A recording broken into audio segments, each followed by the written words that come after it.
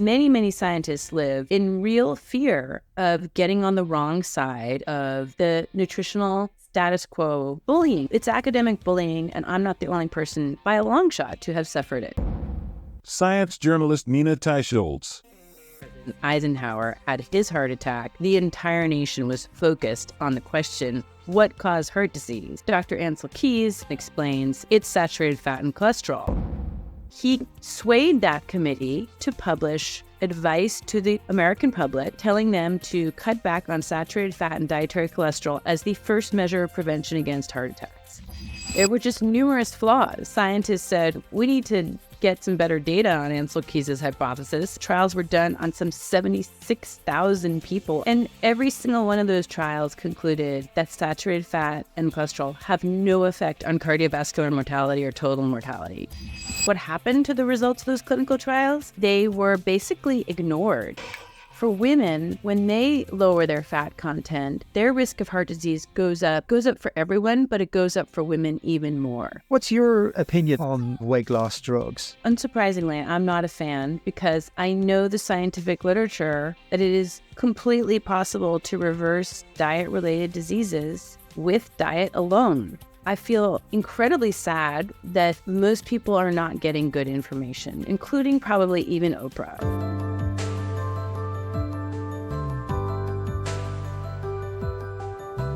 Hey there, welcome to the Happy Habit Podcast. I'm Matthew. If you're new around here, I like to talk health, well-being and self-improvement with many of the world's leading experts every Monday and Thursday. We're almost at 400 episodes now, recorded over the last 4 years. So if you haven't already, please dip into the archive and check out some of those amazing discussions and great interviews.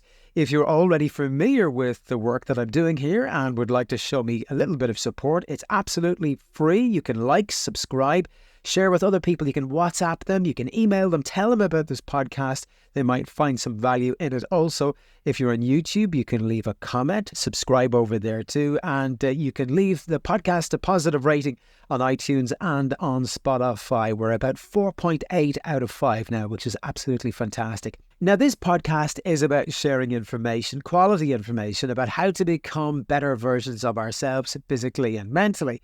For information about our physical health, historically, we have generally relied on scientists, nutritionists, medics, experts, and government regulations.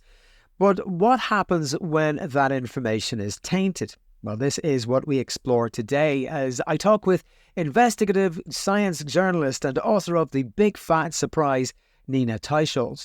Now, Nina is a force of nature who has almost single-handedly challenged the narrative on fat in our diets and that saturated fat causes heart disease. In this episode, we discover where the commonly accepted and yet disproven idea that saturated fat is bad for us came from. We hear about a physiologist called Ancel Keys and the role his flawed science, his biases, and his sheer force of personality played in influencing the American Heart Association and its dietary guidelines, and how that influence continues to this very day, 70 years on. We hear why researchers were afraid to talk with Nina when she was writing her book. Expect to learn Nina's thoughts on vegetable oils, inclusion in modern diets in recent decades, and how their increased consumption has led to worsening health. We talk about the enormous control large multinational food companies have over our Western diets at the expense of our health. We learn why the pharmaceutical industry thrives off drugs that people take indefinitely, such as the new weight loss drug Ozempic, which Oprah recently announced she's taking. Indeed, I asked Nina what her thoughts are on Oprah's relationship with Ozempic, given her decades-long status as a weight loss icon. My conversation with Nina Teicholz is a real eye-opener with more than a few jaw-dropping admissions. I hope you enjoy it as much as I did. And let me start by saying I love the name of the book, The Big Fat Surprise. It's super catchy up there on the shelf. And at the start of the book, though, you mention a story about a guy called Stephenson. I won't even try to pronounce his first name, but he chose to live with the Inuit people in the Canadian Arctic. Can you, just to help us put this story into context, could you explain to me again what his story was? Yes, Vilhjalmur Stephenson was a Harvard-trained anthropologist who I think in the 1920s, he went up to the Canadian Arctic and he spent more than a year living with the Inuit. He lived with them. He ate their food. At first he was sort of disgusted by what they ate, which was purely animal foods, right? They were eating seals and whales, and they were melting the blubber and drinking that straight. Their diet was, I think, about 70% fat. And Stefansson was completely shocked by this. And he recorded that he found them to be in perfect health, right? These were people who half the year they weren't getting almost any sunlight. And yet they did not seem to have the diseases that were then becoming more common in the Western world, including heart disease. He writes a series of books. People do not believe him that humans could live without vegetables or any kind of grains, or that they could live by meat alone. So Stefansson and a colleague checked themselves into a New York City hospital, and for a year, they follow a diet of only meat and water. So meat, fat, and water. I think only about a few months did they actually stay in the hospital, and then they were monitored by a team of physicians outside of the hospital. It was covered in the media, and people were appalled and thought these two men were killing themselves, a crazy diet that they were on, something like the way that carnivores are received today by the popular media. Yet, at the end of the year, they were shown to be in perfect health in a series of 6 papers that were published by this team of doctors who had been following them. And Stefansson wrote that he felt great during the entire experiment, and the only time that he started to feel ill in any way was when he thought he wasn't eating enough fat, and he fried up some brains, as he said, in fat and ate them and felt immediately better. It's important to note they ate the whole animal. They ate all the organ meats. They did not just eat the muscle meat. And in fact, the Inuit prioritized the organ meat and often would feed the muscle meat, what we consider, the steaks, the most valuable part of the animal. They would feed that to the dogs. Stefansson tried to convince his colleagues that this was not a crazy idea. He even wrote Ancel Keys, who was the most famous scientist of the day, a letter or a couple of letters saying, you might consider this idea, because at that time, Dr. Keys was promoting the idea that saturated fats caused heart disease, and he did throughout his life. But Stefansson was really met with a brick wall of resistance against what he had documented, and his ideas were never accepted. And in fact, he was vilified by Dr. Keys in a series of articles. We'll come to Ancel Keys because his shadow looms large over this subject, particularly at the start of this story. Let's go back. You were talking about Stefansson there. That goes back almost 100 years. But I've heard you say elsewhere that there was no heart disease, certainly in North America and the Western world, until the 1950s, when President Eisenhower had a heart attack and everybody was stumped and they couldn't understand what was going on because there was a vacuum of information at the time. So bringing Ancel Keys back into that story again, back in the 50s then, where did the argument that saturated fat caused heart attacks come from? Was it just Ancel Keys, or was that the growing consensus then at the time? Just one small tweak on what you just said. Heart disease was rare, but not non-existent in the early 1900s in the U.S. and the U.K. It started to become more common in the 1920s and 30s. By the 1950s, it was the number one killer in America. 1955 is when President Eisenhower had his heart attack out of the Oval Office, his official residence, for 10 days. The entire nation was focused on the question, what caused heart disease? Dr. Ancel Keys steps into that vacuum and explains it's saturated fat and cholesterol.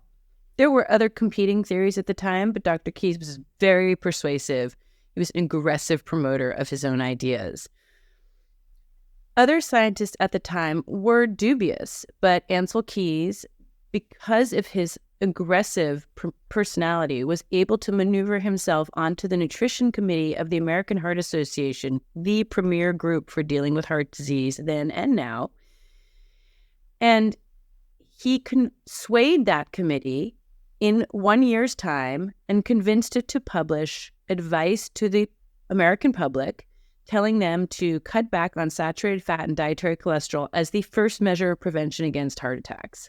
So that's the first advice in 1961, anywhere in the world, telling the public to avoid saturated fat and cholesterol. Ancel Keys did have some colleagues, and he did have some data, but throughout the 1960s and 70s, as I explain in a lot of detail in my book, there were many, many critics of his ideas. There were top critics at major universities who published critiques of Ancel Keys' hypothesis. And my book just goes into a lot of detail about how those critics were harassed, how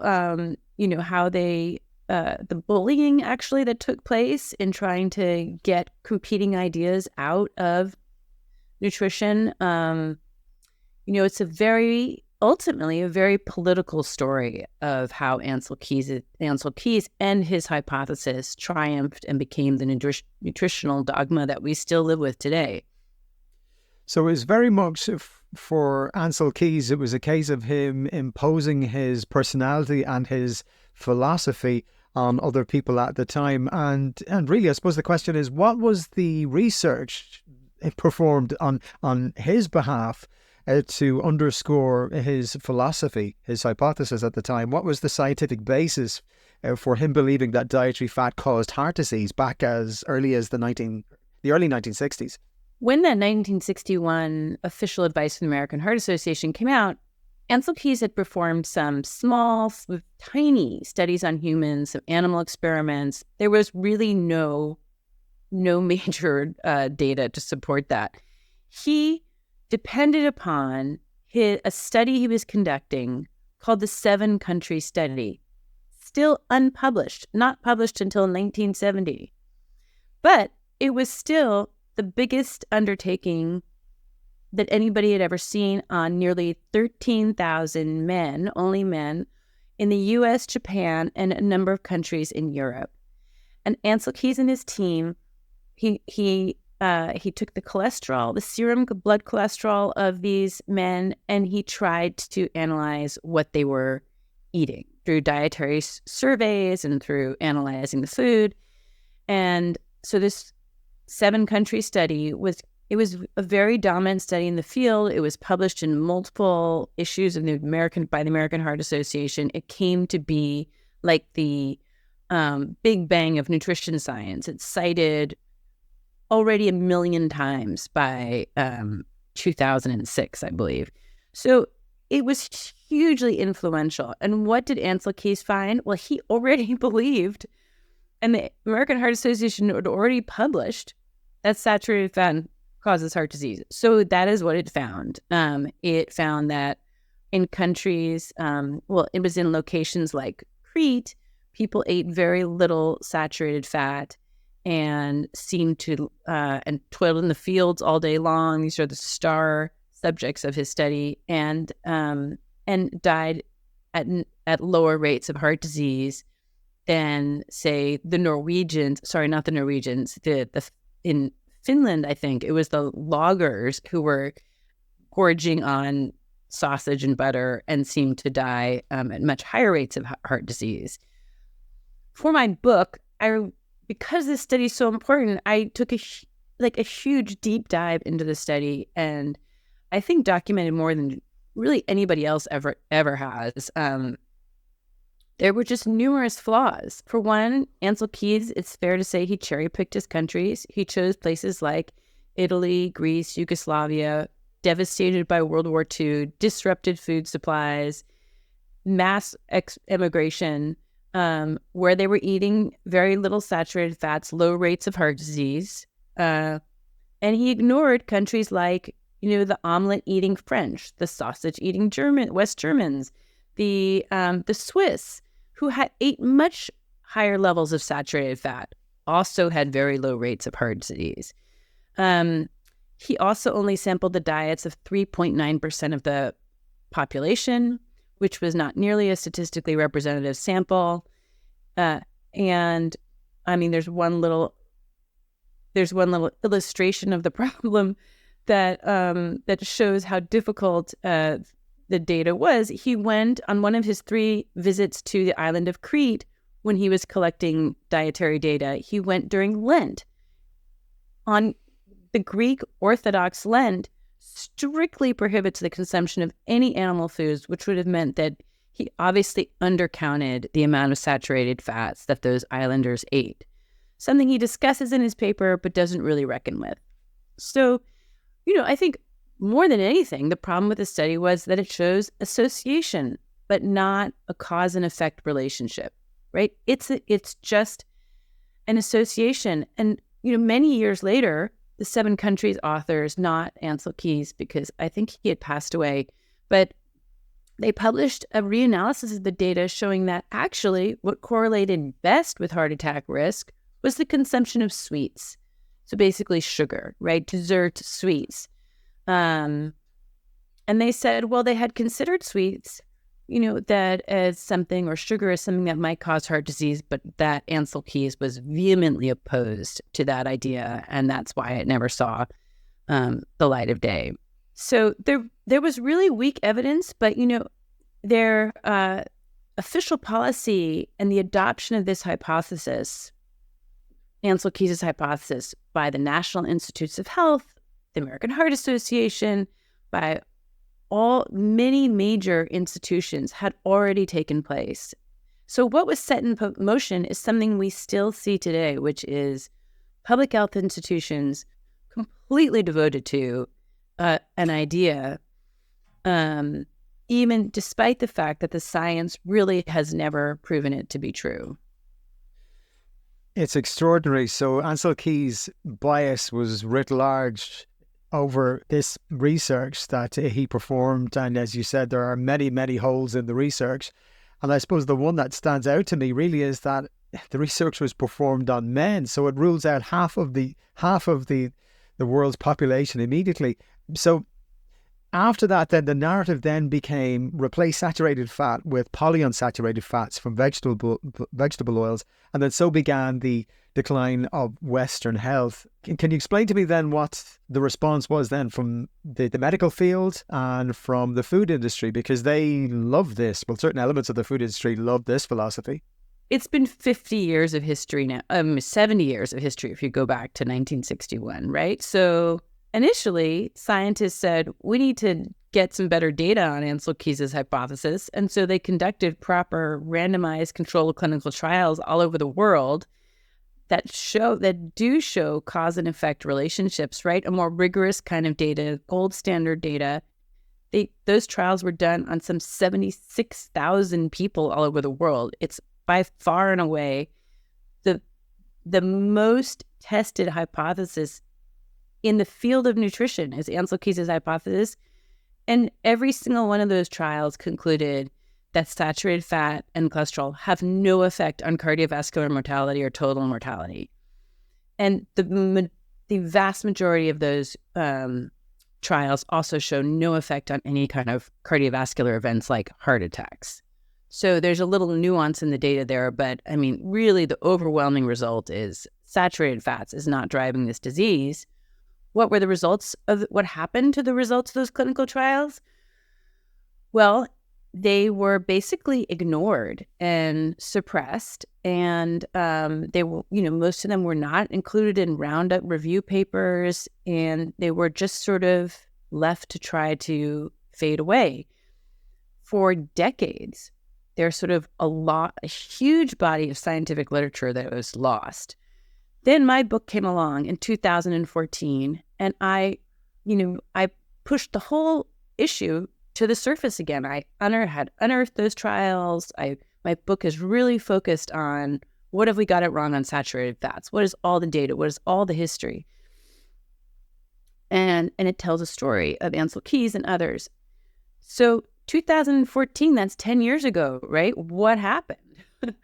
Well, researchers all over the world read my book or news articles that came from it, or, I mean, there were actually, well, that's sort of the main story. There's some other people in the story who also helped bring this to light. But my book was the main driver, resulting in 23 review papers, most of them systematic reviews and meta-analyses, which is a very rigorous way of reviewing the evidence.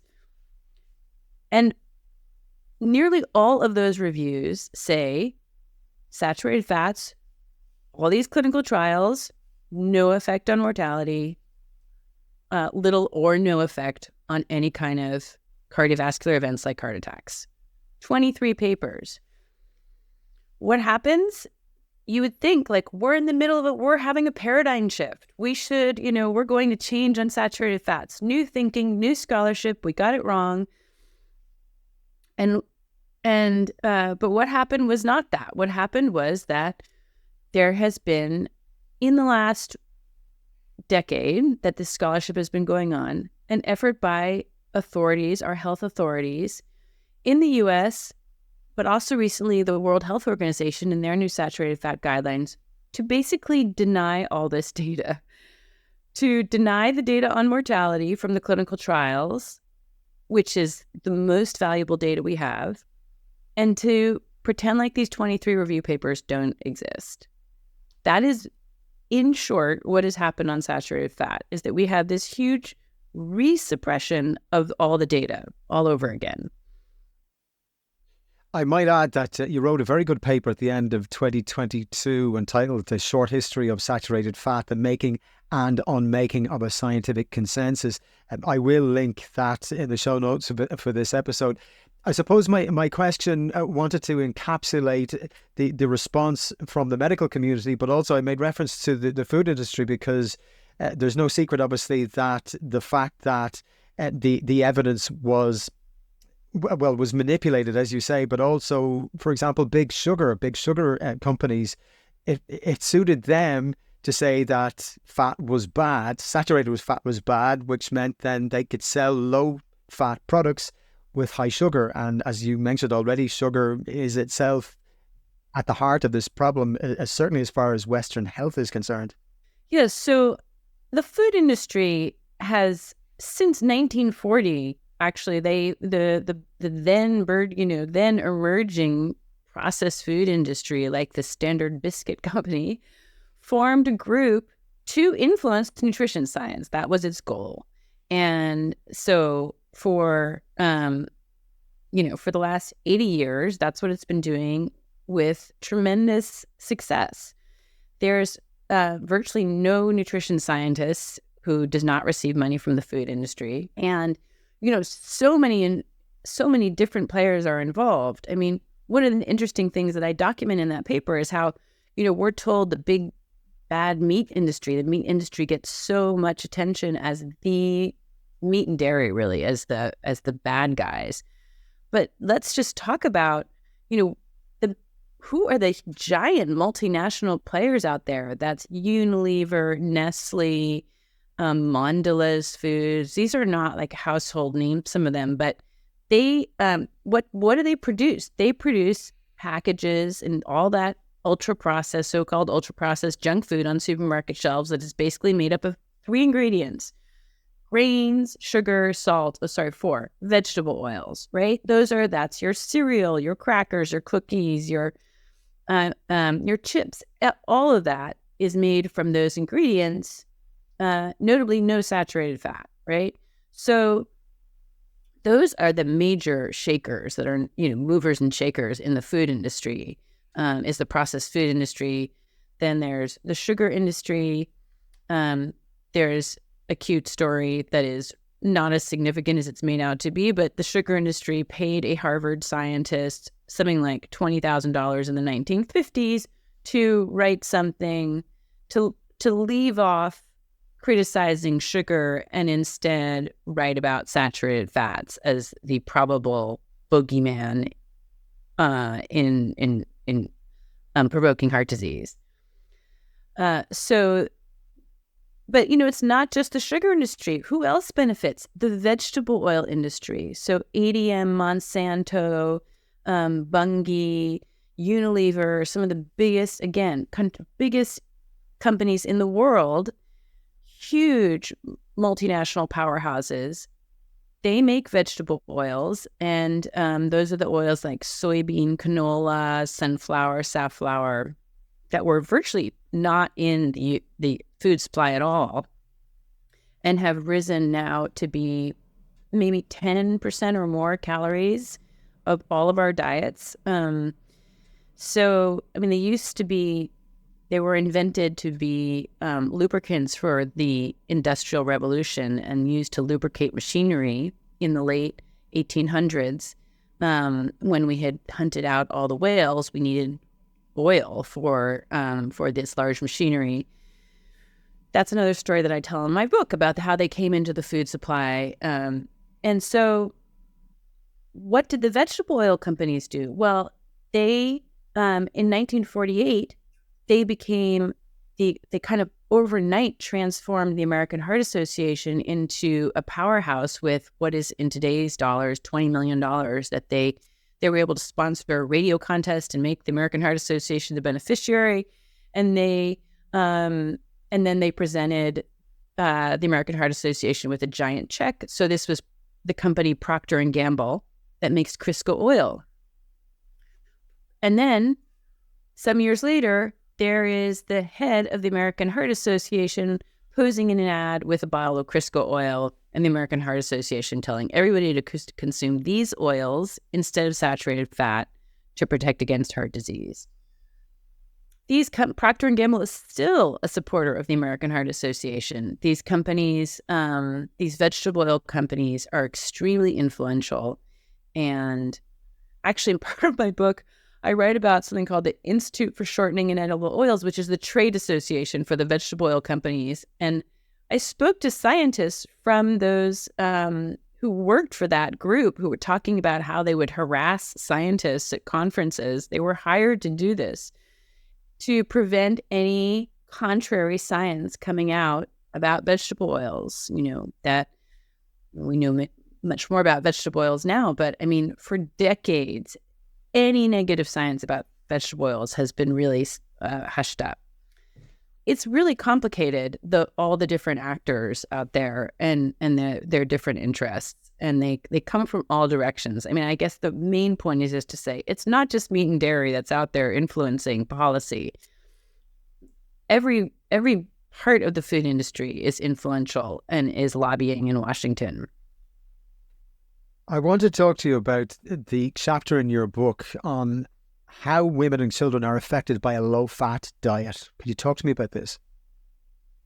Well, as you said, the major nutrition studies were almost entirely on men. Women were not even studied until the late 1990s, even though they had been told to eat a low-fat diet for decades. And women are more compliant than men. They tend to be. They care more about being thin. And so it turned out when they finally did a huge clinical trial on women, some 49,000 women in the U.S. called the Women's Health Initiative, which was published in 2006 in a number of different papers, following the low-fat diet for an average of 7 years did not benefit these women's health in any way. So no benefit for heart disease, diabetes. They lost they were maybe 2 pounds lighter after 7 years than the control group, and no benefit for preventing any kind of cancer, which the trial had been powered for, which is unusual. So, and it turned out in other experiments, also funded by the U.S. government, that for women, when they lower their fat content, their risk of heart disease goes up. It goes up for everyone, but it goes up for women even more. That women are especially at risk of being on a low-fat diet, that it greatly increases their risk of heart attack, and that risk goes up the more that they lower the fat in their diet. So sorry, say that again. So if you reduce your consumption of saturated fat, Your risk of heart attack goes up. Yep. If you reduce your consumption of total fat, right, including saturated fat, and you reduce your dietary cholesterol, your risk of heart disease goes up. I mean, short explanation is you stop eating or you dramatically reduce the amount of animal foods you eat. And what do you put on your plate instead of the traditional Sunday roast that our grandparents had? You're having pasta. You're having other grains. You're getting less protein and far more starches, which, generally speaking, carbohydrates. Carbohydrates, we now know, if you have them in high quantities, all of your lipid markers are, which are the risk factors for heart disease, get worse. Almost every single one of them. So that's why restricting fat. This is true for everyone, but especially true for women. It was also true for women that women who have higher cholesterol live longer. This was found in the largest ever longitudinal study called the Framingham study. When these results came out, they realized, it's different for men than for women. For men, especially in middle age, higher cholesterol did seem to indicate or was linked to higher risk from heart attack. But that was never found for women. And again, the higher the cholesterol, the longer women were found to live. But our authorities they thought, it's too complicated to give advice to men and women differently. And mostly men are getting heart attacks, so we'll just give advice to everyone based on the male data. And most women have no idea that a higher total cholesterol is likely to, it indicates that they might live longer. Talk to me then about the presence then of the pharmaceutical industry in this conversation, because they benefit also from the narrative. Yeah, I mean, the pharmaceutical, it's hard to be cynical enough about the pharmaceutical industry. They clearly benefit when people are sick. They don't benefit when people die. So for them, the perfect scenario is to have a chronic disease that takes place over a very long period of time, for which you have to take medication daily. Like insulin, like statins, like now these GLP-1 inhibitors for weight loss, a permanent prescription for medication. So chronic disease, that's their sweet spot. And when I first started researching in this field, I didn't understand why all these nutrition scientists were receiving money from pharmaceutical companies. I honestly couldn't understand it. And it took me a while to understand, to realize that these nutritionists were, it's not, I don't want to be too cynical about it, but their pharma money is focused on doing research on non-dietary solutions. Like, to give a very simple example, one member of the U.S. Expert Dietary Guideline Committee, probably the most influential committee in the world, he got millions of dollars from OptiFast, right? Which is owned by, I can't remember what, Nestle or something. But, some of those are owned by pharmaceutical companies. A non-diet solution for obesity, right? It's not about food. Another example is nutrition scientists doing research on supplements. Another non-food solution to disease. So that takes their eye off the food solution, the idea that diet alone can, which it can, reverse chronic diseases. The other thing to say about the pharmaceutical companies is that they are very clever about funding scientists who then get on guideline committees. I mean, this is a little bit of a story, but I'm going to explain it to you. When we're told to lower our LDL cholesterol, our so-called bad cholesterol, and then we're told to lower it, the guidelines, they used to be your LDL below 150 was fine. Then it went down to 130. Then it went down to 100. Each of those lowerings requires pulling together a committee of scientists. And the pharmaceutical industry funds, when I went in to look at one of these committees, every single one of them was funded by the pharmaceutical companies. Why does that affect our decisions about food? Well, lowering LDL cholesterol is something that you can do with drugs, but you're also told to do it with your diet by switching out saturated fat for polyunsaturated vegetable oils. A major reason we're told to do that is to lower our LDL cholesterol. So bringing down those guidelines has a huge impact on the food industry. The other influence the pharmaceutical companies have is they all give money to the American Diabetes Association, the American Heart Association. So, for instance, the American Diabetes Association does not tell people that they can reverse their diabetes by greatly reducing their carbohydrate content. Giving $1 million apiece yearly to the American Diabetes Association in their elite donor circle is every single insulin manufacturer. So that association, supposed to be in the interest of the public health, telling people how they can best combat diabetes, is giving people now misinformation about diet, telling them to consume carbohydrates at every meal, the one macronutrient that they cannot tolerate. And that is almost surely informed by who their funders are, which are the pharmaceutical companies, the insulin manufacturers. Why isn't this making headline news every day on our TVs and on the internet? Because when I think back 3-4 years ago, the furore at the time about vaccines, for example, I know it's a separate issue, but everybody was really scrutinizing these vaccines, and yet people are consuming foods, man-made foods very often, based on these dietary recommendations that are being influenced by these vested interests that you're talking about. So why isn't there more noise? Why hasn't there been more furore about this in the Western world, and especially America? Well, I mean, if you take the vaccine issue as an example, where we saw very little conversation, debate about the vaccines, about the lockdowns, about any of our COVID policies. I mean, you could say the food and pharmaceutical industries have been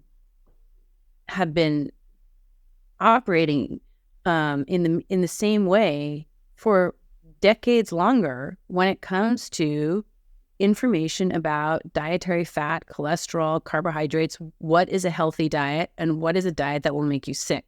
There is a virtual shutdown on that information, and over the last 10 years, it's gotten vastly worse.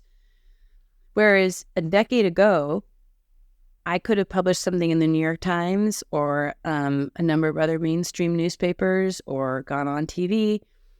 That is much harder now. And I think that you have to assume that due to their advertising, which comes of the lion's share of the advertising especially in television, comes from pharmaceutical companies. This is done not to necessarily promote their products, but to control what that media reports on, through the veiled threat that they'll pull their funding if they go off script. I mean, there's actually a really good example of this where I did a story on trans fats, which is considered a very bad byproduct of hardening vegetable oils. I did this story in the early 2000s that came out in a magazine called Gourmet. It was really a blockbuster story that it really kind of broke the story on trans fats. And it included a lot of salacious stories about these scientists who had harassed other scientists for doing early research on trans fats. The editor-in-chief of my magazine, she almost didn't publish this story because Procter & Gamble, again, maker of Crisco oil, threatened to pull their advertising from the magazine. And that would have been a truly significant loss for them. But she says, she held the line on that. And she said in her memoir, that was one of the decisions of which she was the most proud. That's a tiny example of what has to be happening on a massive scale with our media. And writing this book, you had difficulty getting scientists to talk to you. Could you speak to me about that and why they didn't want to talk to you? Because it comes back to funding again. Well, when I was starting out my research in the early 2000s, and at that time, nobody even challenged the low-fat diet, which now has undergone a real change in even in official dietary advice. But at that time, people said, I can't talk to you about the low-fat diet, or I can't talk to you about that study, or these are university scientists I was speaking to who couldn't speak, or I got hung up on because they were too afraid to discuss, say, those contrary results from the Women's Health Initiative. Many scientists live in real fear of getting on the wrong side of the nutritional status quo or the dogma of their field, right? It's not that they're overly fearful people, but what happens to them? And these are also stories I document in my book. They lose their nutrition, they lose their grant funding, they can't even do science. They're disinvited or not invited to conferences. They can't get their studies published. The primary opponent to Ancel Keys in his day was a University of Vanderbilt scientist named George Mann, who was vocally opposed to Ancel Keys. And he told me a story where he was at the NIH, National Institutes of Health, and his secretary pulled him out into the hall and said, if you continue your opposition to Ancel Keys, you're going to lose your research grant. And he did. I have co-authored papers over the last 10 years with some of the most prominent scientists in the field of nutrition, but they're all people at the end of their careers. They're all on the verge of retirement. Younger scientists say, I can't risk it. I'll get kicked out of this or that committee. So, there are real punishments. I did a cover story for the BMJ, a very respected journal, a cover story on the lack of science in the U.S. dietary guidelines. That became the subject of a retraction effort that is the largest in our recent history, with almost 180 people signing on to a letter asking them to retract this paper. Not because it was flawed, not because any of its assertions were untrue or undocumented, but they couldn't stand for that to exist in the peer-reviewed published literature. And the editor stood by that article and wrote in its defense, but that was after a year-long review. It was very political, very unpleasant. But that shows you the level of harassment. Bullying. It's academic bullying, and I'm not the only person by a long shot to have suffered it. No, I think you've been you've been very brave, certainly, without a shadow of a doubt, because you're putting yourself out there, and you're putting your career on the line every time you put your pen to paper. I'm interested to find your opinion. This is a slightly left field, but kind of connected to what we're talking about here. I've asked various medical experts in recent weeks in interviews what their thoughts are on these new weight loss drugs like Ozempic. What's your opinion on the whole area of weight loss drugs? Well, unsurprisingly, I'm not a fan, because I know the scientific literature on that it is completely possible to reverse diet-related diseases with diet alone. That gets to the root cause of the problem, and it gives you a healthy diet, which will sustain you and help you avoid disease and live long. Also, I'm not a fan of a lifelong dependence on a medication for which we truly do not know the long-term consequences. It's one thing for Oprah, who recently had a big, huge TV special on ABC, by the way, heavily funded by pharmaceutical companies. It's one thing for a 7-year-old woman to go on a weight loss drug. If it shaves off a few years of her life, I'm sad about that. But it's very different than putting 12-year-olds, as they are now doing, on these medications for their entire lives, where we really don't know the long-term consequences. The short-term consequences are it slows down your gastric, your whole digestive system, and it can lead to stomach paralysis. Not unknown. There's a long list of other potential side effects. It really worries me, and it completely shifts the conversation away from diet, which is the only, if diet is causing our diet-related diseases, it is diet that you need to use to reverse them. as hard as that may seem, it is possible. And just to like give a little hope in your listeners' heads when they're thinking, there's no way I can do that. In multiple clinical trials, they've shown people can reverse their type 2 diabetes. These are people with like 8 years on average of having type 2 diabetes. They reverse it in 10 weeks. Half of the study population had reversed their type 2 diabetes and sustained it over years.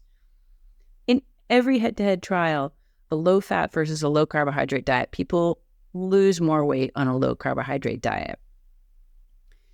And on those diets, of 23 cardiovascular risk factors measured, 22 of them improve going on a low-carbohydrate diet. So it's certainly possible, and it's much more of a long-term, viable, sustainable, risk-free strategy for reversing these diseases.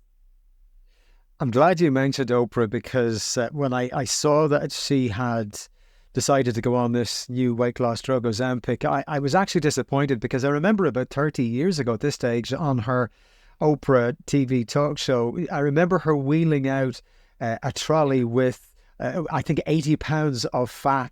That was that was equivalent to the weight that she had lost, and she's become, I think, a weight loss icon for people. I know she was involved with the Weight Watchers for a long period of time as well. So I suppose my question is, were you disappointed to see that she had gone down this route now after all of those years trying all the other different ways to lose weight? Because she's really a figurehead for many people who have been trying to lose weight all down through those years. Well, I mean, she her program was like an infomercial. I think it had reps from the pharmaceutical companies on it. And I don't know. I mean, obviously, it's terrible to live with the burden of obesity, and I truly sympathize with people who've had to do it. Oprah has made a ton of money off of her investment in Weight Watchers. She makes money off of going up the scale and going down the scale. And I mostly just lament that she, like, nobody has ever told her, obviously, about a ketogenic diet. That would be a much better, I think, for the most part, people really just don't know about the real solutions. People are desperate to lose weight. They don't know that there is a sustainable, easy way to lose weight that's sustainable with diet. And so they jump on the fat wagon, as she did years ago, by starving herself with OptiFast shakes, or they jump on the weight loss drugs. But I feel incredibly sad that most people are not getting good information, including probably even Oprah. They're just not getting information about the options available to them. Well, that brings me very nicely then to a lovely observation that you made elsewhere about how doctors today aren't getting the right information. They're not being taught to see illness as a symptom of systemic disease, and instead are compartmentalizing the body and treating a headache without looking at systemic causes. So could you talk to me about your philosophy on this? It's the same. I mean, our doctors, I don't know about in the UK. In the US, out of their years of medical training, they might have a single day or half a day on nutrition, and then they're taught the incorrect dietary advice that comes from our national guidelines. Your guidelines are the same in the UK. High carbohydrate diets, lower in fat, minimize animal foods. That is a diet that will worsen health. No question about it. So that's what they're taught, and that's what they teach to their patients in good faith. And then when their patients don't get better, what can they do? They can only prescribe a pill or a device, or to their ever worsening patients. A doctor friend of mine said I think it's one of the reasons for doctor burnout. She said, she would come home every day from her clinic and put her head down and say to her family, I am like a legal drug dealer. But it's truly not the fault of most doctors. That's what they're taught in medical school. The medical school curricula have been developed with the help of the pharmaceutical companies. I have another story from a friend in medical school who was getting taught whatever small little time they had to focus on nutrition, and they were being taught the government's guidelines. After class, this person goes up to the teacher and says, "Hey, you've heard about carbohydrate restriction as a viable way to lose weight." And the doctor said, "Well, I'm on a ketogenic diet myself, but I'm not allowed to teach it." So, I also see doctors of being victims of the system. And in the US, it's almost impossible to break out. Well, let's talk about healthy diets. And I would like to get your opinion on what is probably deemed to be across the world the gold standard of diet that we should all ascribe to, and that is the Mediterranean diet. What are your thoughts here? Well, actually, I have a chapter on that in my book that is really the only real critique of the Mediterranean diet out there. And it tells the fun, fantastic story of how the Mediterranean diet was started. Fabulous conferences for scientists and chefs all over the Mediterranean, this wonderful kind of luxury vacation, scientific conferences, all about eating fruits and vegetables in the Mediterranean, and all, it turns out, funded by principally the International Olive Oil Council, which was trying to promote olive oil to Americans, to increase their consumption, to open up markets, and also other food industries that were benefiting from this idea of the Mediterranean diet. It was a commercial concept from the start, hugely successful. And as I talk about in my book about how the real Mediterranean diet, first of all, varies enormously by country. It varies from North Italy to South Italy. I mean, the amounts and types of foods and meat and types of fats that they consume really varies tremendously. So there is no one Mediterranean diet. And the other huge misconception is it's not low in meat. Anybody who's been on vacation in the Mediterranean diet in the Mediterranean knows that those are not vegan leaning menus. And that was true historically, that there was, just to give you an example, like what they would eat goat and lamb. And when researchers would go and ask, this was also true of the blue zones, the famous blue zones, when researchers go and ask people about what they eat, since we don't eat goat and lamb, definitely not goat, in the US, they didn't even ask them about their consumption. They never recorded it. So, I mean, there's so many problems with the data on the Mediterranean diet. And, certainly there are true believers in that diet, such as the Harvard researchers who launched it as an official concept in the early 1990s. But some of that data that they used to start the Mediterranean diet actually came from Ancel Keys' study on Crete with the Lent data confounding. So, I mean, it's a really interesting story, but ultimately, when they test the Mediterranean diet, what are its benefits? No ability to prevent diabetes, or certainly not the ability to reverse diabetes. Very little effect on weight loss. Marginal, not the best diet for weight loss. For cardiovascular disease, which it's been touted for, the effects that were seen in the large Spanish trial called PREDIMED, they showed a benefit for stroke. They did not show much of a benefit for any other events, for heart attacks or any other cardiovascular events. That diet was 40% fat in Spain. It was not a low-fat diet. And the people in the Mediterranean diet did not reduce their red meat consumption.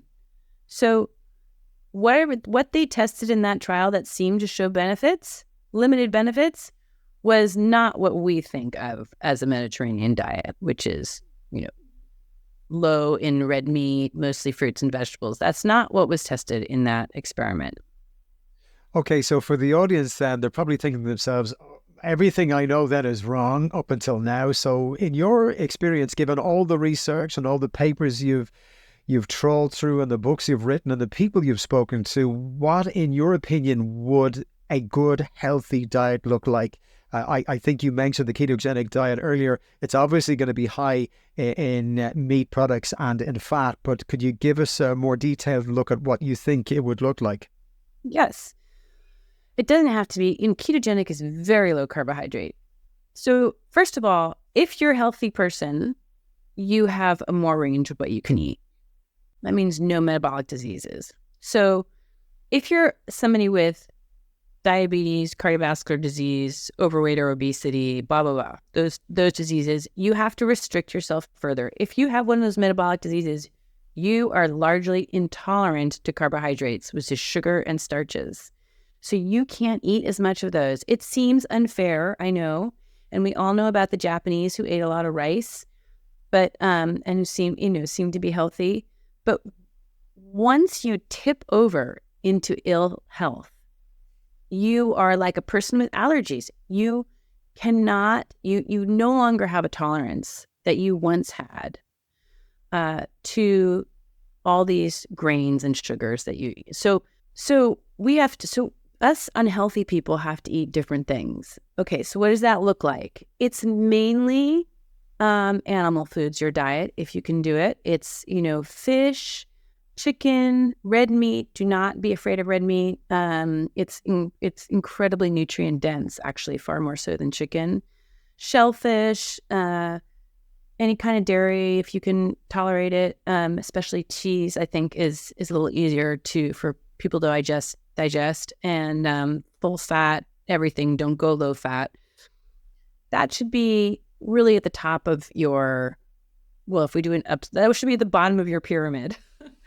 The big slab should be those foods. And then as you head up, you get to non-starchy vegetables, green vegetables, that are anything that grows underground, such as turnips and potatoes, onions. Those are starchy, more starchy. So above the non-starchy green vegetables, you have starchy vegetables, and you can put in low sugar fruits.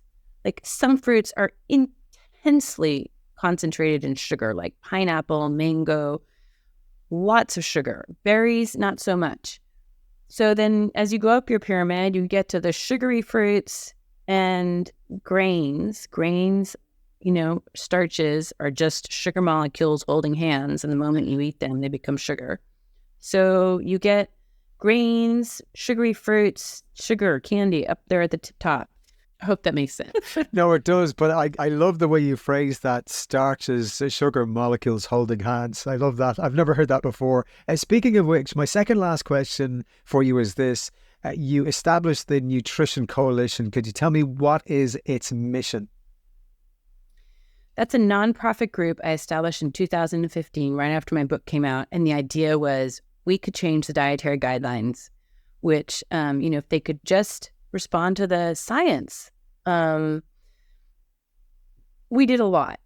It's no longer operating in full force today, but we did a lot. We got Congress to recognize the problem. We got Congress to spend $2 million for 4 reports from the National Academy of Sciences, which is the, top authority on science that the government relies upon.